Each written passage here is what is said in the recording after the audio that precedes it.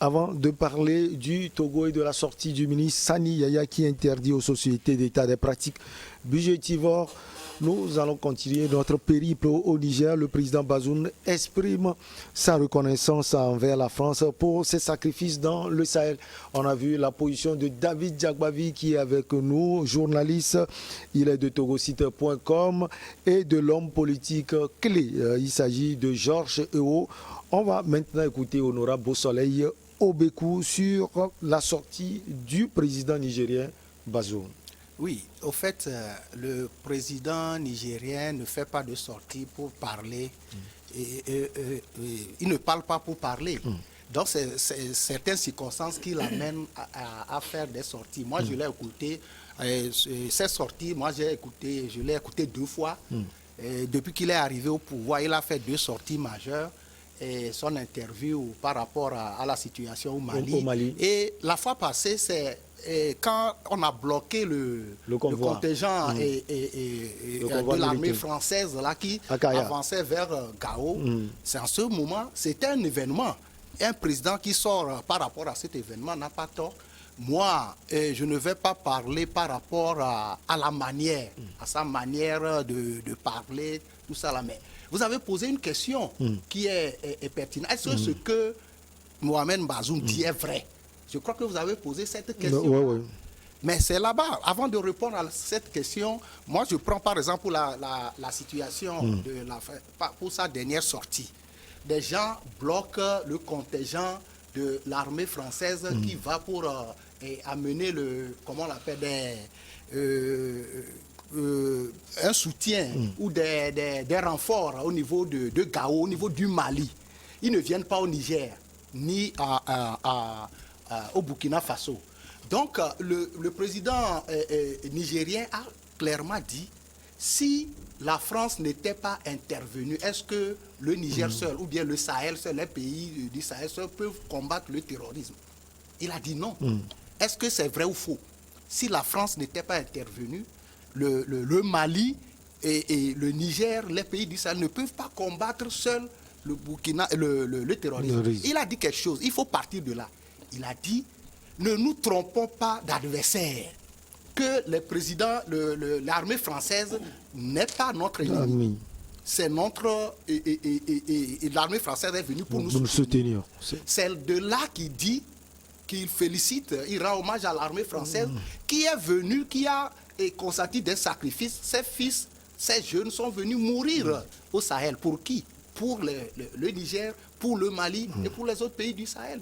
Là, je crois qu'il n'a pas tort de le dire. Il a été cohérent. Mais il n'a pas dit qu'il n'a pas de reconnaissance pour l'armée nigérienne. Non, il n'a pas parlé de ça. Mais il a dit c'est par rapport au ressentiment contre les Français qui date, ce n'est pas d'aujourd'hui, de la colonisation. Les Africains ont vraiment raison d'avoir ces ressentiments-là contre la France. Ça, c'est une autre question. C'est un autre sujet. Mais la fois passée, l'armée française, le contingent de l'armée française qui s'avançait vers Gao n'avait pas besoin d'être bloqué. Il est vrai que les gens peuvent manifester leur ressentiment en bloquant l'armée française. Et le président n'a pas donné de tort à ceux qui manifestaient. Mais il a voulu leur faire savoir que l'armée française, au fait, est venue plutôt pour nous soutenir et non pas pour nous faire du mal. D'autant plus que ces manifestants aussi, leur mobile disait que l'armée, on a apporté des armes pour aller armer les terroristes. Ça n'a pas de sens. Ça n'a pas de sens. Que l'armée française apporte des armes pour aller armer les terroristes qu'elle-même combat au Sahel, ça n'a pas de sens. C'est pour cela qu'on comprend les manifestants qui manifestent leur ressentiment par rapport à ce que la France fait en général en Afrique. Mais le président nigérien a raison de dire que l'armée française est venue pour nous soutenir et consenti des sacrifices pour nous. Pour la première sortie, s'il faut rappeler ça, il a dit, c'est par rapport au Mali, que ceux qui ont fait le coup d'État au Mali, Assimi Goïta et la junte, ils parlaient de l'insécurité. Que étant militaire, ils auraient mieux faire de prendre les armes pour aller combattre les terroristes au lieu de venir faire un coup d'État pour faire partir un président démocratiquement élu. Il a raison ou pas? Je dis qu'il a raison. Mais c'est ça, sa manière de parler. Si c'est ça que les gens critiquent, on a l'impression, honorable, que les jeunes Africains veulent entendre quelque chose aujourd'hui. Quand vous êtes contre la France, on vous applaudit. Oui, quand voilà. vous dites même la vérité, on est contre vous. Voilà, et les gens savent. C'est l'impression que vous avez. Voilà, c'est l'impression. Et je l'ai dit tout à l'heure. Je l'ai dit tout à l'heure. Il y a ce ressentiment-là dans toute l'Afrique, surtout au niveau de la jeunesse. Quand les gens se rappellent de ce que la France a fait depuis la colonisation jusqu'à aujourd'hui, après la colonisation aussi, tout le monde le sait. Donc il y a ce ressentiment-là. Et les jeunes actuels qui manifestent contre peut-être, ils disent le départ de la France. Moi, je ne crois pas que c'est le départ de la France au niveau militaire dont il s'agit, mais au niveau, ça dit que la France doit laisser au niveau politique, économique, tout ça. Là, la France, quand même, doit être un partenaire fiable, un partenaire sincère pour les pays africains. Je crois que c'est de ça qu'il s'agit. Et non passer par des contorsions pour pouvoir, peut-être, entre guillemets, comme les gens le disent, piller nos pays africains. Mais dans ce cas d'espèce, la France est venue et le président nigérien a dit quelque chose. Si la France n'était pas intervenue au Mali, est-ce que le Mali serait le Mali qu'on observe aujourd'hui? Non. Bamako serait pris de Quand les terroristes faisaient route vers Bamako, l'armée malienne, je suis désolé, était en débandade totale. Était en débandade, n'a pas pu contenir ces terroristes. Et c'est l'armée française qui est venue les stopper et même les repousser. Donc, dans ce cas-là, nous pouvons quand même reconnaître ça à l'armée française et surtout qu'il y a des gens qui ont donné leur vie pour sauver aussi nos pays africains. Donc, ceci dit, le président nigérien, sa sortie, si vous demandez si ce qu'il a dit est vrai, moi je dis que c'est vraiment vrai. Si vraiment je peux vrai. le répéter, vraiment vrai. ainsi, et je passe. On va quitter le Niger pour le Togo. Je voudrais vous dire que en fait, les jeunes ne sont pas là pour cautionner ceux qui insultent la France. Non. On a l'impression que c'est un discours que les jeunes Africains veulent entendre. C'est qu'aujourd'hui, les jeunes ne veulent pas que leurs leaders, leurs dirigeants, leurs présidents soient des gens qui sont là à longueur de journée à chanter pour la France. C'est la France. On peut chanter pour la Russie. Non, la France, elle est là pour la France. Le Niger, il est là pour le Niger. Le Togo est là pour le Togo. Donc, s'il doit y avoir des discours de reconnaissance, c'est à des occasions. Non, ils ne sont pas là, ils ne sont pas élus par les Français, ils ne sont pas élus par les militaires français. Ils sont là pour servir leur pays. Un point bas. Pour ce qui concerne leur allégeance et tout, ça n'a qu'à rester dans leur couloir d'Élysée. Ça, on n'a pas besoin sur les télévisions, tout ça là, non. C'est tout ce que le jeune Africain ne voudrait pas entendre. Allez, on va quitter Niamey pour Lomé. On a fait un périple, on est passé par tout en Afrique. Sani Yaya ne tolère plus les folles dépenses des sociétés d'État et les établissements publics au titre des étrennes pendant les périodes de fêtes de fin d'année. David Diakbavi, selon vous, qu'est-ce qui justifie cette sortie du ministre Sani Yaya? C'est relatif au constat qui a été fait dans la mauvaise gestion des deniers publics qui sont mis à la disposition de certaines institutions, de certaines sociétés, de certains ministères, au titre du gouvernement surtout. C'est aussi le constat relatif aux détournements qui sont imposés dans la commande de ce qu'eux-mêmes ils appellent des étrennes de fin d'année, qui consistent en de petits articles promotionnels que certaines sociétés d'État font fabriquer pour les offrir à leurs clients, à leurs partenaires ou à leur personnel, etc. Sani Yaya, en tant que ministre des Finances, a besoin d'assainir le secteur de la finance au Togo. C'est en fonction de cela qu'il a pris cette décision. Sauf que cette décision, elle a été prise tardivement, très tardivement. Les étrennes ne sont pas commandés à la date de signature de cette décision par le ministre. Les étrennes, ils sont commandés très tôt, depuis le début de l'année. Pour certaines sociétés, en plein milieu de l'année pour d'autres. monsieur le député va recevoir aussi des étreintes de l'Assemblée nationale. Je ne sais pas si vous en recevez, mais vous allez en recevoir bientôt. Et donc, ces étrennes sont des budgétivores, comme on les appelle. Et elles ne servent à rien, en fait. C'est les calendriers, c'est les stylos, c'est les porte-clés, c'est les... Je sais pas, il y en a tellement. Et tout ça, quand vous finissez de regarder, vous vous rendez compte que la société qui a la commande ou qui a le marché de la commande de ces étrennes est connue. C'est cette même société qui prend toutes les commandes pour l'État, pour les ministères, pour les sociétés publiques, etc.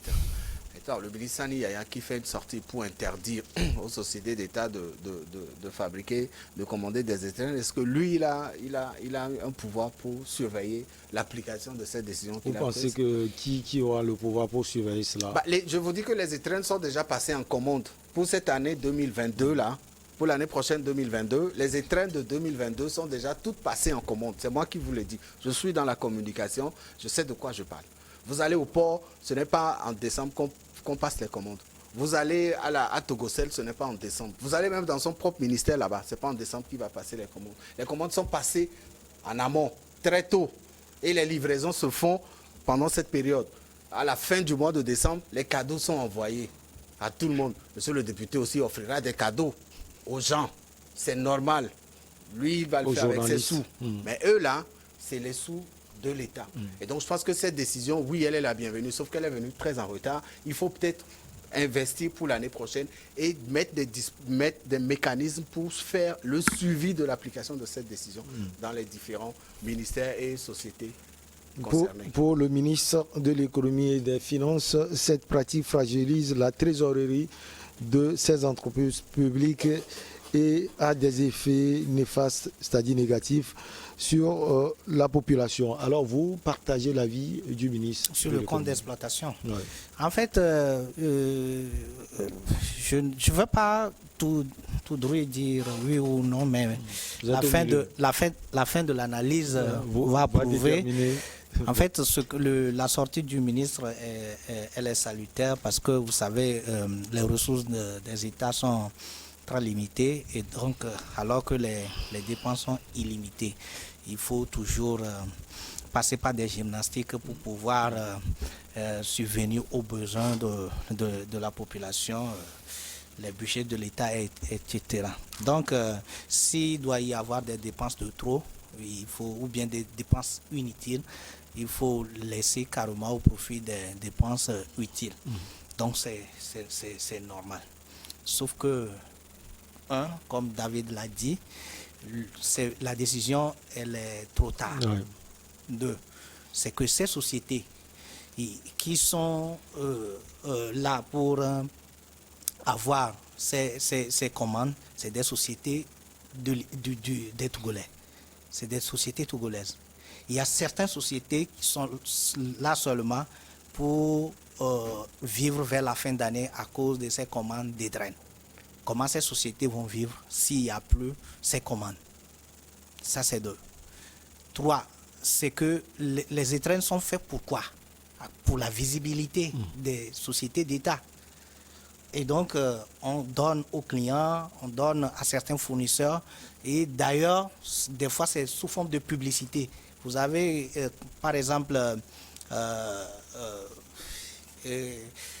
comment on l'appelle, un calendrier de Togocom sur votre table au niveau de votre bureau permet aux gens de connaître Togocom ou bien peut-être souscrire à Togocom. C'est des exemples, c'est pour la visibilité.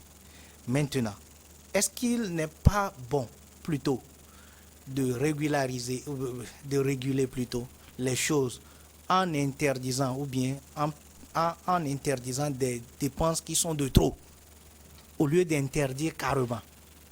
Ça, c'est un autre cas, puisque nous voulons aider la population avec l'argent.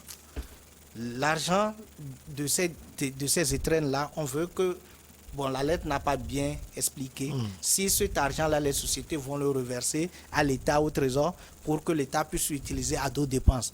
Ce n'est pas clair. Mais maintenant, ces sociétés qui vivent à cause de ces étrennes de fin d'année, puisqu'il y a certaines sociétés qui font des chiffres d'affaires uniquement que vers la fin d'année. J'en connais beaucoup. Qu'est-ce qu'ils vont devenir?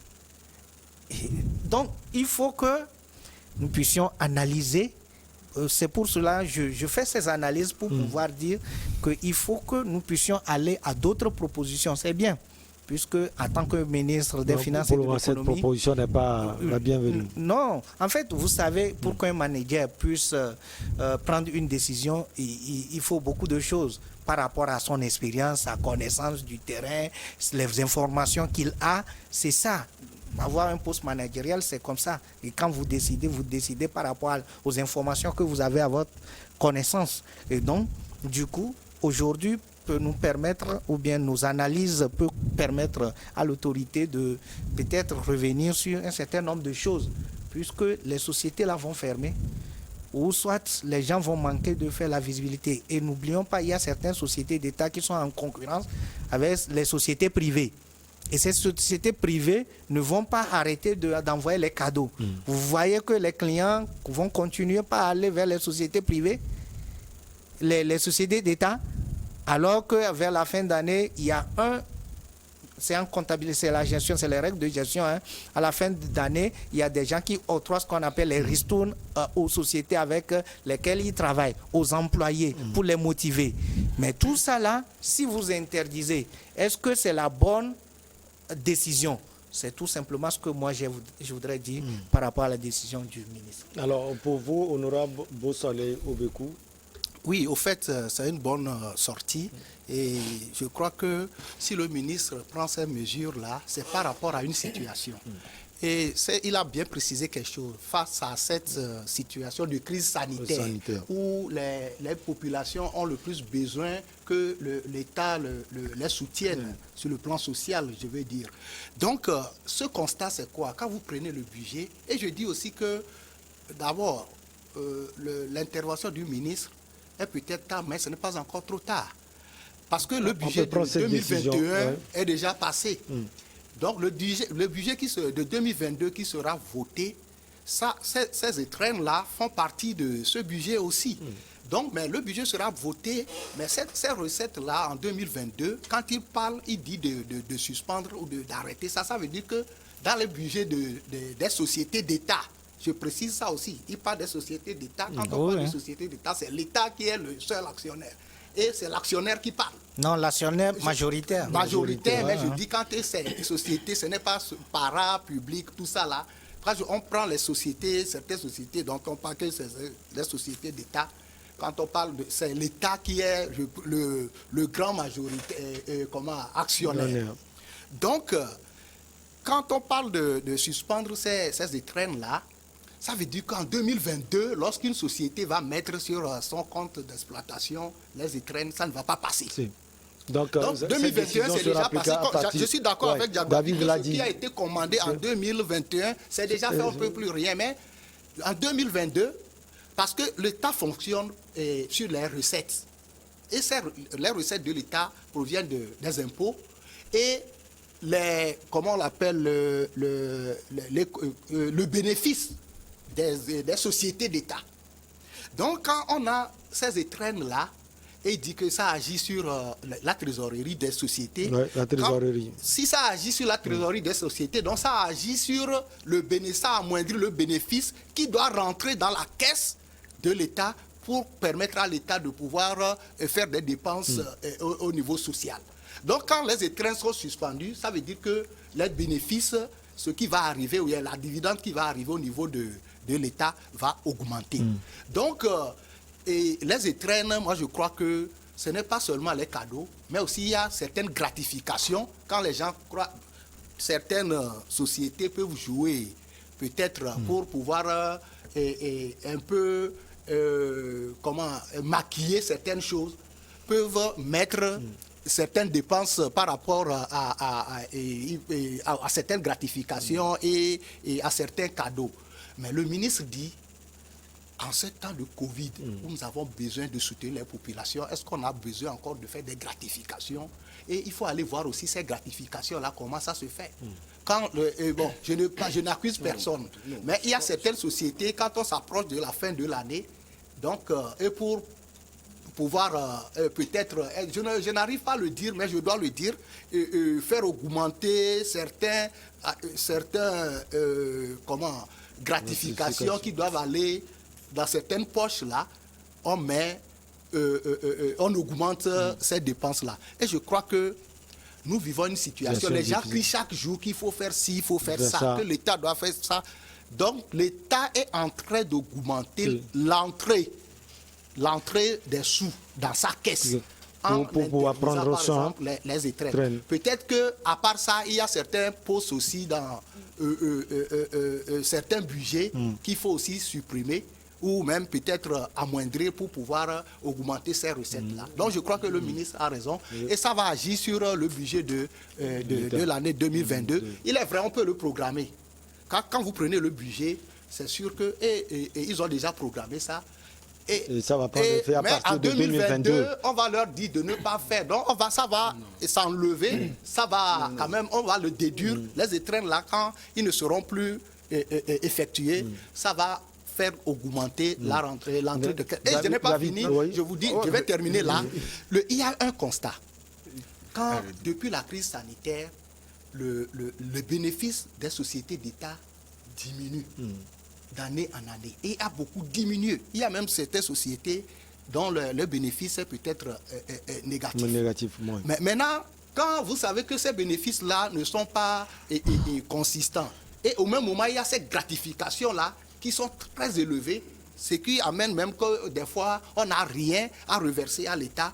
Je crois qu'il faut quand même se poser des questions et arrêter ces gratifications qui ne sont pas aussi importantes pour que nous puissions, par rapport à la crise sanitaire, la situation actuelle. David, j'ai deux questions pour vous. La première, si cela va prendre effet à partir de 2022, est-ce que le timing est bien choisi?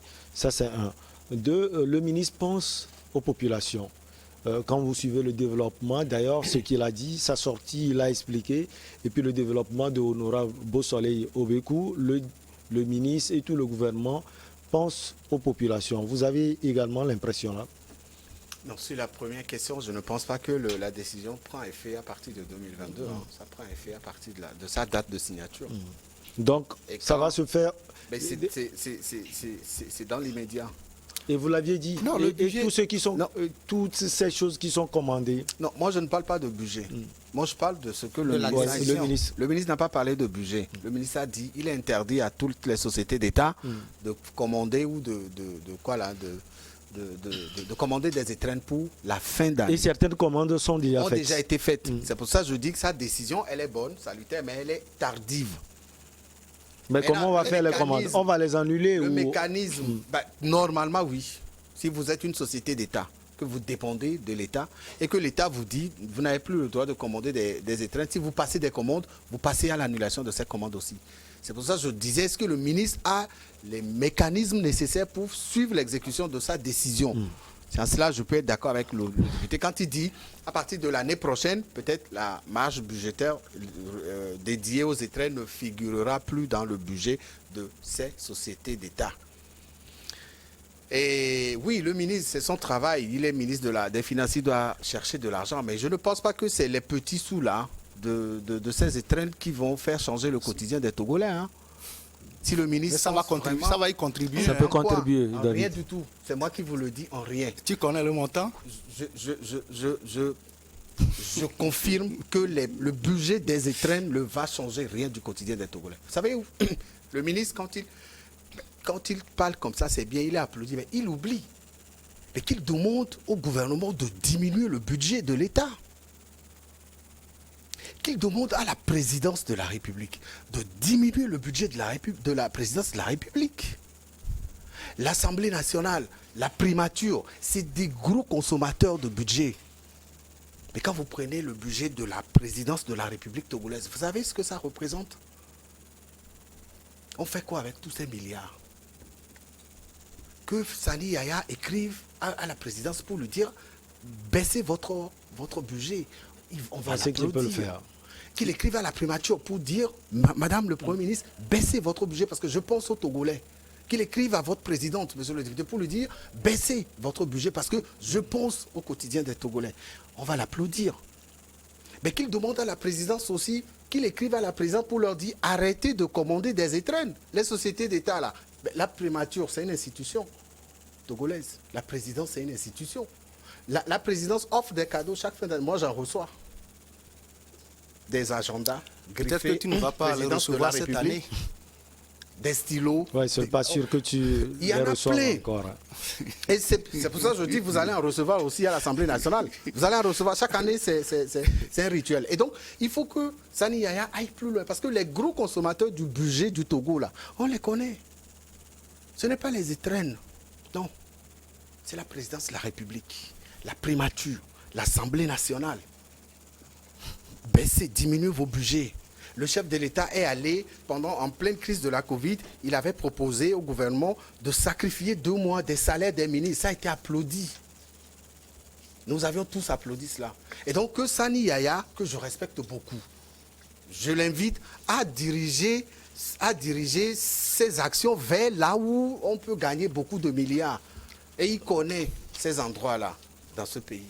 Ouais, Georges. Oui, et moi je pense que s'il doit y avoir de propositions, c'est de demander au ministre plutôt de voir là où les dépenses sont de trop. Comme Tu David connais, l'a dit. Oui. Vous ne connaissez pas. Non, quand je dis, nous parlons, nous sommes dans... David, vous savez, il y a un contexte. David se moque de vous. Hein. Non, il y a un contexte. Il y a un contexte et il a raison de se moquer de moi. Il se moque plutôt de l'honorable. L'honorable doit baisser son salaire. C'est honorable, il se moque d'honorable. Parce qu'il sait que moi, je ne suis pas dedans. On n'est pas honorable. Donc, il sait que moi, on n'est pas dedans. Donc, ce qui est rationnel, c'est de voir là où c'est de trop. Là où il y a des dépenses de trop. Les étrennes de fin d'année, c'est normal. Ça remonte même de l'Empire, comment on l'appelle, romain. Et là, ce n'est pas affaire d'aujourd'hui. C'est des petits cadeaux. Des petits cadeaux, comme David l'a dit, ce n'est pas quelque chose qui coûte. Maintenant, si des gens, comme l'honorable l'a dit, veulent, entre guillemets, faire le blanchiment d'argent en convertissant les trous en gratification, ça c'est autre chose. C'est là où le ministre est attendu. Mais quand il s'agit des petites gratifications, vous savez, pour faire une gratification, on tient compte du bénéfice. Voilà. S'il n'y a pas de bénéfice, il ne doit pas y avoir de gratification. S'il doit y avoir des étrennes, c'est compte tenu de l'évolution de l'activité. Mais les gens qui ont participé à augmenter de 5 ou bien 10% le bénéfice net d'une société, il faut les motiver pour leur dire, vous pouvez aller. Parce que vous savez, les sociétés d'État évoluent comme les entreprises privées. C'est des entreprises qui ont aussi des concurrents. Même s'ils n'ont pas des concurrents sur le plan national, ils ont des concurrents sur le plan international. Donc, du coup, ils doivent être efficaces. Ils doivent prouver à leurs clients qu'ils s'attachent à eux. Parce que les clients, vous savez, ils sont rois. Et là, vous devez passer par des petits cadeaux pour attirer la personne à toujours consommer votre produit. Mais imaginez, pour, comment on l'appelle, quelqu'un qui est un fan de écho de la Poste, alors qu'il y a Tibonnet et Flouze. Mais à la fin de l'année, il faut que la société des postes du Togo s'intéresse à lui. Sinon, il va aller souscrire à Flouze. C'est des exemples comme ça. Donc, du coup, il faut que nous puissions arbitrer. Merci infiniment à vous. Oui. Vous voulez ajouter quelque chose? Je voudrais ajouter que il faut commencer quelque part. Et le ministre a commencé. Et il n'est pas normal que le bénéfice diminue drastiquement au même moment où il y a les étrennes là qui augmentent. Donc, il faut, même si un jour, il faut conseiller au ministre d'aller plus loin, il va commencer quelque part, il faut l'apprécier. Et pour terminer, je souhaite beaucoup que Diabavier redeviennent députés et ils connaîtront les charges des députés et par rapport à leur salaire. Ils verront que les députés souffrent beaucoup, que les députés souffrent beaucoup. Que Dieu attende. Ce n'est pas aussi Dieu attende totalement les par prières rapport de aux charges, je le dis. Évidemment, l'honorable souhaite de bonnes choses à vous tous. Oui, non. Et Comme moi, ça, vous honorable. verrez. C'est normal. Oui, vous tous, ça, parce aussi, que c'est eux qui s'attaquent. Allez, merci beaucoup à vous. Salaire. Honorable Beau Soleil Obekou, vous êtes député à l'Assemblée nationale et président de l'association Togo pour tous. Merci également à Georgéo, homme politique du cercle des leaders émergents. Merci au journaliste David Diagbavi de togosite.com. Merci également à vous. On se retrouve la prochaine fois, toujours avec le même plaisir. Excellente semaine à vous tous.